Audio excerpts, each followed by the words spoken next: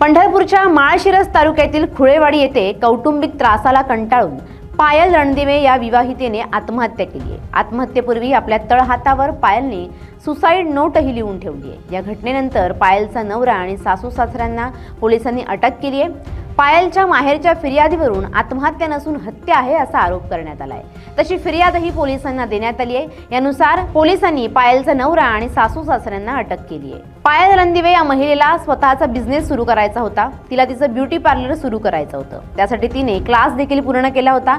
मात्र सासरच्यांनी तिचा क्लास देखील बंद केल्याने पायलला राग आला। ती काही काळ नैराश्यात होती। तसंच सासर सोडून गेल्यावर आई वडिलांना नावं ठेवतील अशी भीती देखील तिच्या मनात होती। शेवटी सहन न झाल्याने पायलने टोकाचं पाऊल उचललं आणि तिने हातावर याबाबत सगळं काही लिहून ठेवलंय। मी मयत मुलीचा मामा आहे। या मुलीची आत्महत्या नसून तिला मारहाण करून खूनच केलेला आहे। तिच्या अंगावरती भरपूर काही जखमा आहेत। आम्हाला न्याय मिळावा एवढीच अपेक्षा आहे। आमचा संशय आहे